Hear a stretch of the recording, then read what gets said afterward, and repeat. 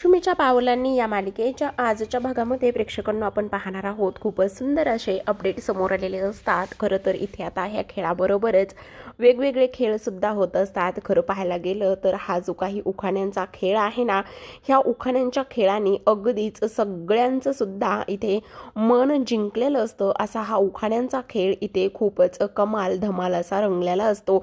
सुरुवातीपासूनच आता इथे जो लाटण्यांचा खेळ आहे त्या खेळाला छानच रंजक असा तो झालेला असतो। कला आणि त्यासोबतच सरोज दोघींनी एकमेकांच्या हातामध्ये हात देऊनच ह्या खेळाची सुरुवात केलेली असते। दोघींनी एकमेकांच्या हातामध्ये हात दिलेला असतो आणि ह्या खेळामध्ये प्रवेश घेतलेला असतो।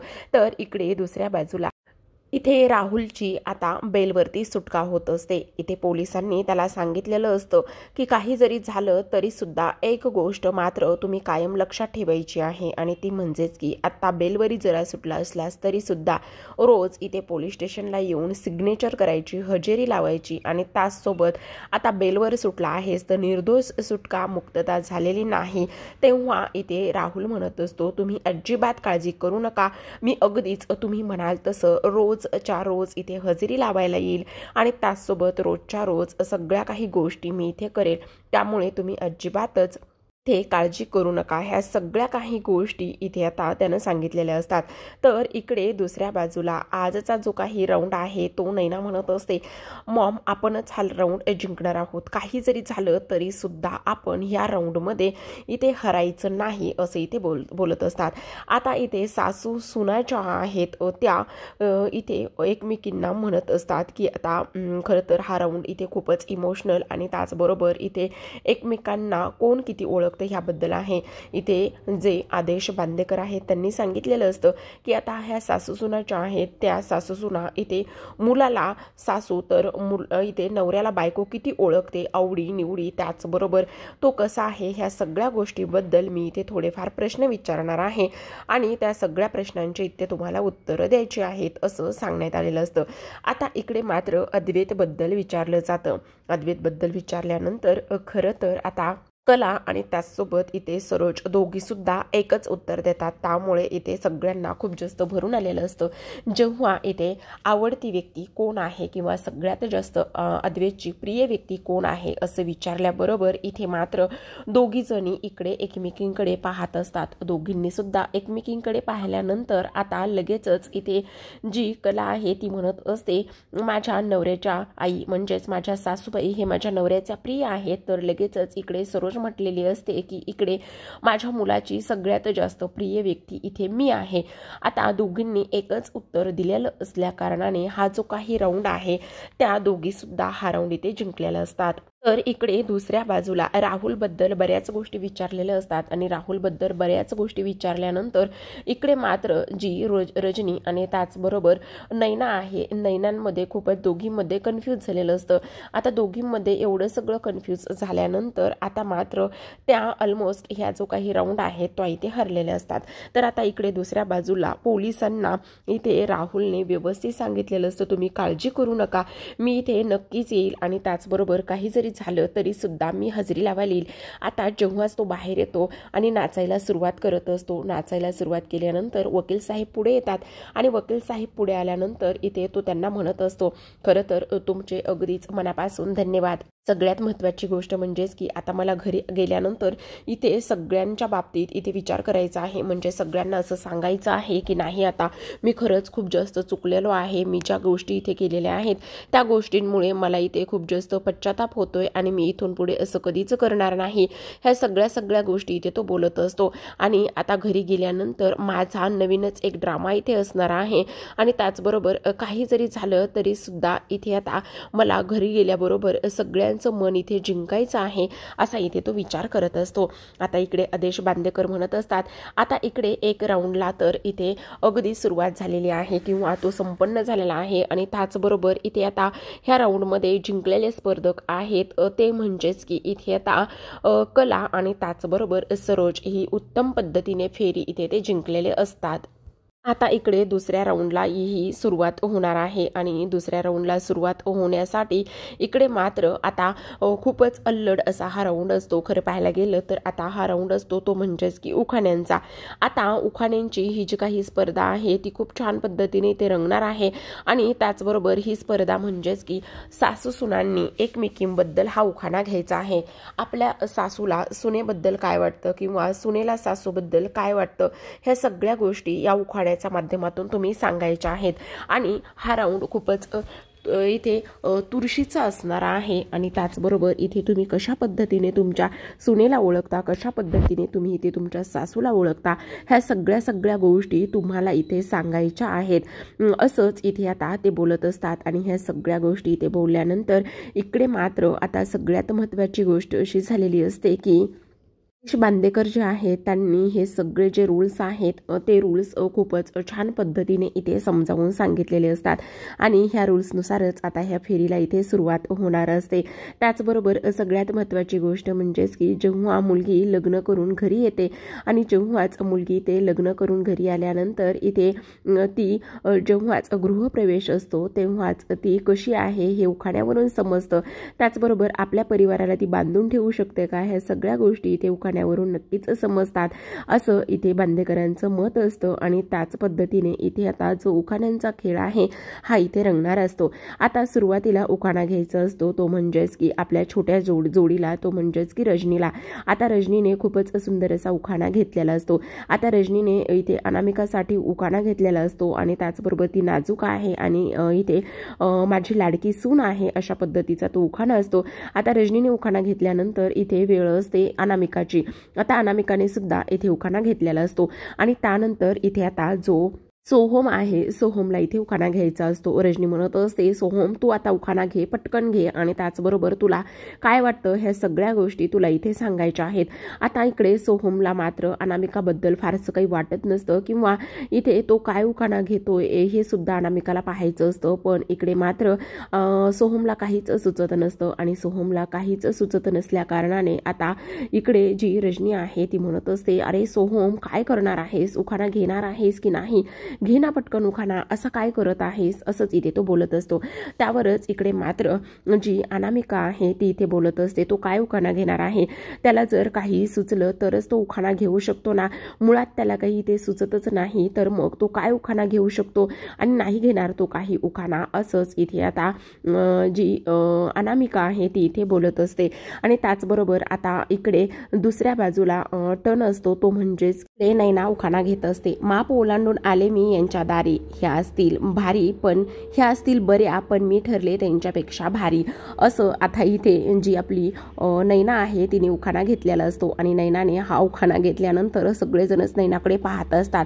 आता एकमेकींना टफ असा उखाणा घ्यायचा असतो आणि एकमेकींना टफ देतच उखाणा घेतल्यानंतर इकडे आता दुसऱ्या बाजूला नैनाने उखाणा घेतल्यावर इकडे रोहिणी सुद्धा उखाणा घेत असते आणि रोहिणीने उखाणा घेतल्यावर आता वेळ असते ती म्हणजेच की आता उखाणा घेण्याची आपल्या सरोज आणि त्याचबरोबर कलाची. सरोज आणि कला सुद्धा अगदीच खूपच सुंदर असा उखाणा त्या घेत असतात.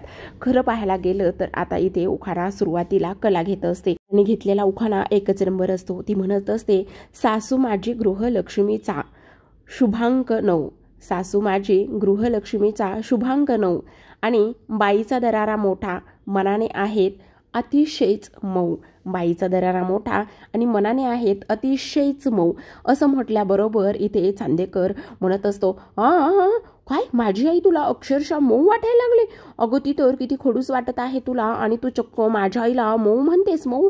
त्यावर लगेचच आता गीता म्हणत असते हो हो बरोबर बोलताय जावाई बापू, हिला केव्हापासून इथे आता सरोज मॅडम मऊ वाटायला लागल्या, खोटं बोलते ही, खोटं काय मनावर घेऊ नका तुम्ही, काय ही एक नंबरची खोटारडी आहे, खोटारडी, एकही हिची गोष्ट खरी नाहीये असं इथे ती बोलत असते. आणि त्यावरच आता इकडे सरोजचा उखाणा घेण्याची वेळ असते.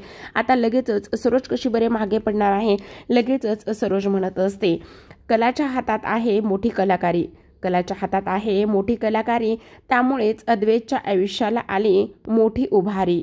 आणि त्यावरच आता इकडे अद्वैत म्हणत असतो काय काय तुला उभारी म्हणायचंय, उभारी म्हणतेस तू?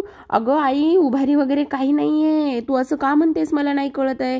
आणि तू ह्या कलाची ह्या खरीची बाजू का घेतेस तू? असं करू नकोस. आणि नाही नाही नाही नाही, ह्या खोटं बोलतायत, खोटं. अजिबातच असं काही नाही. यांचं रिअल आयुष्यामध्ये अजिबातच जमत नाही बघा. त्यामुळे तुम्ही ह्यांच्यावरती, ह्या लोकांवरती अजिबात विश्वास ठेवू नका. ही सरळ सरळ खोटं बोलतायत बघा, असं अद्वैत इकडे बोलत असतो. त्यावर लगेचच इकडे अद्वैत सरोजच्या कानामध्ये येतो आणि म्हणत असतो, अगं आई काय हे, चक्क हिच्या आयुष्य म्हणजे माझ्या आयुष्याला कसली उभारी मिळालेली आहे. उभारी वगैरे काही एक मिळालेलं नाही आहे, तू काही काय बोलतेस ग, असं इथे तो मुद्दामूनच बोलत असतो. खरंच प्रेक्षकांनो, इथे ना जी संगीता आणि त्याचबरोबर जो आपला अद्वैत आहे ना, संगीता आणि अद्वैतने अगदीच इथे ह्या दोघांना आता इथे वेटीस धरलेलं असतं आणि मुद्दामूनच चुरशीचा हा ड्राव आणि इथे रंगलेला असतो. आता इकडे ह्या दोघींचे उखाणे झालेले असतात. पुन्हा आता नैना म्हणत असते, खरं तर माझी सासू एक नंबर आहे.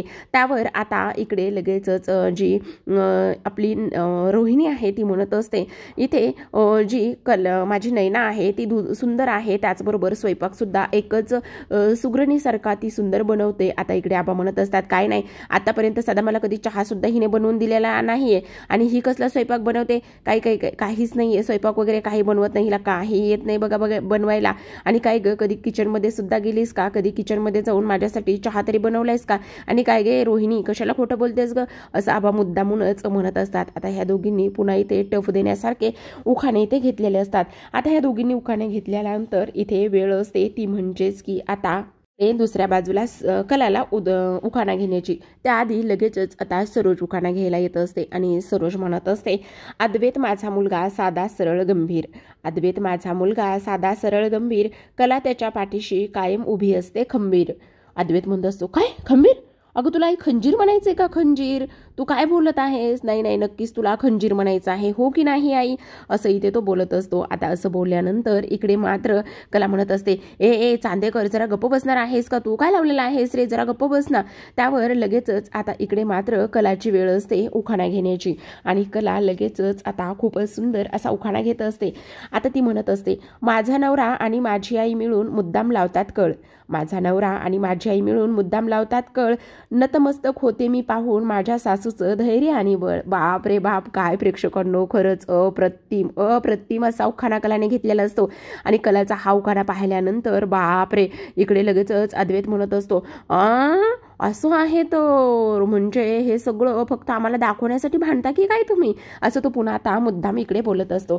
त्यावर आता इकडे मात्र जे बांदेकर आहेत ते म्हणत असतात, बाप रे बाप, काय हे सगळं, किती ते सगळं काही. आता लगेचच कला पुन्हा एक शेवटचा उखाणा घेते आणि ती म्हणत असते, ह्या सगळ्या खेळामुळे आमच्या दोघींच्या नात्यातील वाढती गोडी, ह्या सगळ्या खेळामुळे आमच्या दोघींच्या नात्यातील वाढत आहे गोडी, आता कितीही संकट येऊ दे तर तुटणार नाही आमच्या सासू सुनांची जोडी. लगेचच हा उखाणा घेतल्याबरोबरच खरंच इथे संगीता तर अगदीच बोट मोडत असते, कडकडच दोघींवरून, खरंच माझ्या कलीचा संसार असाच मार्गी राहू दे. आणि त्याचबरोबर इथे ज्या सरोज आहेत त्या मात्र इथे सतत तिच्यासोबतच राहू दे असं इथे त्या म्हणत असतात. इकडे मात्र अद्वैत म्हणत असतो, काय काय हे बस भलतंच भारी बाबा, हे सगळं कसला भारी उखाणा घेतलास ग तू, असं इथे तो म्हणून तिचं कौतुक करत असतो. आता इकडे संध्याकाळची वेळ असते आणि संध्याकाळच्या वेळेला सगळेजण घरी आलेले असतात. खरं तर सगळेजण खूपच जास्त थकलेले असतात आणि इकडे संध्याकाळी इथे सगळेजण बसलेले असतात. सगळेजण बसलेले असतानाच आता इथे आबा म्हणत असतात, सांगू का, तर आबा म्हणत असतात, लोक म्हणत असतील की चांदेकरांना त्या सोन्याच्या पैंजणाची काय गरज आहे आणि ह्यांच्यासाठी ते सोन्याचं पैंजण खरं लाख मोलाचं नसलं तरी सुद्धा सगळ्यात महत्त्वाची गोष्ट म्हणजेच की आज तुम्ही त्या सगळ्या जणी 6 जणी सुद्धा खूप सुंदर कामांनी कमाल दिसत होतात बघा. आज तुमच्या चेहऱ्यावर एकत्र येऊन खेळण्याचे ते हावभाव, ते रंग, सगळं काही मी बघितलंय आणि खरंच मला खूप आनंद झालाय बघ. आज खरं ह्या सगळ्या गोष्टी पाहण्यासाठी इथे शारदा हवी असती तर खूप आनंद झाला. आणि मला सगळ्यात गोष्ट महत्त्वाची काय वाटली ती सांगू का, की इथे सरोज तू ती जी शारदाची साडी आहेस ना ती इथे तू कलाला दिलीस, त्या गोष्टीचा मला खूप आनंद झाला बघ. मला वाटत होतं की माझी शारदाच नक्कीच इथे माझ्या कुठेतरी आजूबाजूला वावरत आहे. आणि सगळ्यात दुसरी महत्त्वाची गोष्ट म्हणजेच की चांदेकरांच्या परंपरेमधला जो हिस्सा आहे तो आज तू इथे कलाबरोबर वाटून घेतलास, त्यामुळे माझं मन अगदीच प्रसन्न झालं बघ. ह्या कलाला तू या कुटुंबातलं मानलेलं आहेस. खरंच सरोज थँक्यू ग, थँक्यू, खरंच मनापासून थँक्यू. सगळेजण हसायला सुरुवात करत असतात. आता लगेचच इकडे सरोज म्हणत असते, थँक्यू काय म्हणायचं, त्यामध्ये माई आमच्या आहेत आणि त्यांच्याबद्दल आम्हाला जिव्हाळा वाटणारच की नाही. आता आबा म्हणत असतात, शारदा तुझा हा वारसा चालतोय ग पुढं. तर आता प्रेक्षकांनो सगळे इमोशनल झालेले असतात. संध्याकाळी उशिराची वेळ असते आणि संध्याकाळी उशिरा आता इकडे उद्या सुपामध्ये तांदूळ घेऊन तो खेळ खेळायचा असतो आणि त्यामुळे कलाने ती प्रॅक्टिस करायला सुरुवात केलेली असते. कलाने थोडेसे सुपामध्ये तांदूळ ओतलेले असतात आणि त्यानंतर ती ते बॅलन्स करूनच खेळण्याचा प्रयत्न करत असते, पण तिला काही ते जमत नसतं व्यवस्थित. आता अद्वैत लगेचच उठून येतो आणि म्हणत असतो, जमत नाही ना तर थांब, मी सांगतो, मी शिकवतो कसं करायचं. तर तेव्हा ती म्हणत असते, काय चांदेकर खरंच तुला जमतंय हे सगळं काही. तेव्हा तो मुद्दा म्हणूनच काय म्हणतो माहितीये का, तो काय म्हणतो की हो ना, हो मी लहानपणापासूनच ना इथे हे मंगळागौरीचे खेळ खेळत आलेलो आहे ना आणि मला जमणारच. असं म्हटल्यानंतर आता कला म्हणत असते, राहू दे काय नाही, मग मी तुला मदत करतोय, प्रॅक्टिस करतोय ना, प्रॅक्टिस करून घेतोय, ट्राय करायचा प्रयत्न करतोय ना, ते नाही बघ, हे बघ असं घ्यायचं सूप आणि असं करून हे असं फिरवायचं. असं फिरवल्याबरोबरच अद्वैतच्या अंगावर सगळे तांदूळ सांडलेले असतात. त्यामुळे कला अगदीच हसायला लागलेली असते. तोंडावर हात ठेवते आणि त्याच्याकडे बघूनच हसवण्याचा प्रयत्न करते.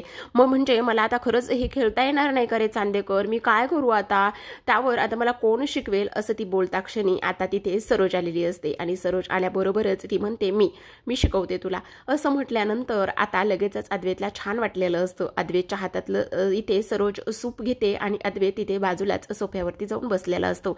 इकडे सरोज ते सूप घेते आणि त्यानंतर आता सरोजने चांगलाच पदर खोचलेला असतो आणि हातामध्ये सूप घेऊन कलाला ती म्हणत असते, हे बघ, हे जे काही तांदूळ आहेत ह्या खेळामध्ये सगळ्यात महत्त्वाची गोष्ट म्हणजेच की रिदम आणि त्याचबरोबर ह्या तांदळावर असलेलं लक्ष केंद्रितपणा, हे सगळं काही खूप महत्त्वाचं आहे. जेव्हा तू हा खेळ खेळणार आहेस तेव्हा ह्या तांदळावरचं लक्ष अजिबातच कुठे दुसरीकडे जाऊ द्यायचं नाहीस. आणि सगळ्यात महत्त्वाची गोष्ट म्हणजेच की ज्या पद्धतीने हे तांदूळ फिरतात त्या पद्धतीने लय आणि त्याचबरोबर रिदम घ्यायला सुरुवात करायची. एकदा का त्या तांदळाकडे लक्ष ठेवायचं आणि त्या पद्धतीने खेळायचं, लक्ष केंद्रित करायचं, त्या तांदळावरून थोडं सुद्धा लक्ष विचलित होऊ द्यायचं नाही. एकदा का तुला लय आणि रिदम जमला की मग एकदम परफेक्ट पद्धतीने तू हा खेळ इथे खेळू शकतेस. घे आता तू ट्राय कर. असं म्हणून आता त्या कलाच्या हातामध्ये सूप देतात. कला अगदीच परफेक्ट पद्धतीने हळूहळू खेळण्याचा प्रयत्न करत असते आणि हळूहळू खेळत असताना तिला फायनली हे जमलेलं असतं. लगेचच ती म्हणत असते, अरे वा जमलं की मला, बघ चांदेकर जमलं मला. असं म्हणता क्षणी ती जोरातच खळखळून हसत असते. तर इकडे अद्वैतला सांगण्याचा प्रयत्न करते, पण तोपर्यंत अद्वैत इथे झोपलेला असतो. आता लगेचच ती इकडे कलाकडे इथे सरोजकडे पाहून हसण्याचं काम करत असते, पण ह्या सगळ्या गोष्टीला अद्वैत मात्र शांतपणे झोपलेला असतो. इकडे सरोज त्याच्याकडे पाहत असते तर कला सुद्धा त्याच्याकडे पाहतच असते, पण तो मात्र गाढ झोपलेला असतो. तर आता इकडे सरोज इथून निघून गेलेली असते. कला मनातच विचार करते, नाही किती काही जरी झालं तरी सुद्धा इथे मी हा खेळ जिंकणारच आहे आणि त्याचसोबत इथे आता मला सरोज मॅडमने हा सगळा खेळ इथे शिकवलेला आहे, त्यामुळे काहीच प्रॉब्लेम येणार नाही. असं म्हणून ती आता सरोजला इथे थँक्यू सुद्धा म्हणत असते. तर आता प्रेक्षकांनो आजच्या भागामध्ये एवढंच. आजचा खेळ तर खूपच चुरशीचा होता. म्हणजे इथे मुलांबद्दल काही बऱ्याच गोष्टी सांगायच्या होत्या. त्याचसोबत सगळ्यात महत्त्वाचं म्हणजे उखाण्यांचा खेळ रंगला. आता उद्या असणार आहे तो म्हणजेच की हवेतील फुगडी. हवेतील फुगडीला नेहमीप्रमाणेच प्रोमो दाखवलेला आहे. त्यांनी इथे नैनाने मुद्दाम सरोजला धक्का दिलेला असतो. सरोज खाली कोसळलेली असते, तिचा पाय मुरगळलेला असतो. हे सगळं नैनाने मुद्दाम केलेलं असतं कारण तिला जिंकायचं असतं म्हणून.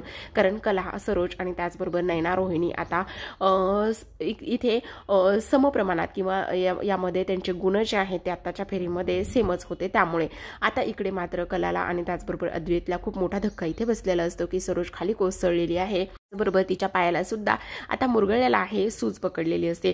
तर आता इकडे मात्र संध्याकाळची वेळ असते आणि संध्याकाळच्या वेळेला सरोज तिच्या खोलीमध्ये झोपलेली असते. कलाला हे सगळं पाहत नाही. तिला खूप वाईट वाटत असतं कारण आज किती नाही म्हटलं तरी तिच्या सासूबाईला नेहमीप्रमाणेच तिला आदर, प्रेम हे सगळं वाटत असतं, काळजी वाटत असते.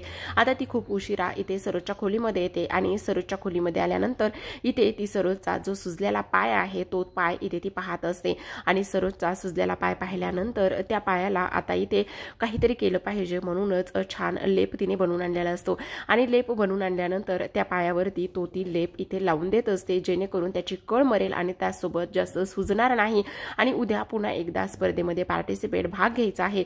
जरी स्पर्धा नाही जिंकली कला आणि सरस तरी सुद्धा इथे अजन्म असणारं हे नातं कला इथे जिंकलेले असते आणि त्यामुळे ती खूप जास्त आनंदामध्ये सुद्धा असते। तर आता प्रेक्षकांनो अशाच नवनवीन मालिकांचे डेली अपडेट्स आणि रिव्ह्यू जाणून घ्यायचे असतील, पाहायचे असतील नक्की चॅनलला सबस्क्राइब करा, कारण आता राहुल घरी आलेला आहे आणि राहुल घरी आल्यानंतर त्याच्यासोबत चांदेकर परिवार कशा पद्धतीने वागेल आणि त्याचसोबत इथे आता रोहिणी आणि नैनाचं सुद्धा हे सगळं भांडं कशा पद्धतीने फुटेल हे पाहणं खूपच रंजक आणि इंटरेस्टिंग असतं। तर पाहत रहा लक्ष्मीच्या पावलांनी।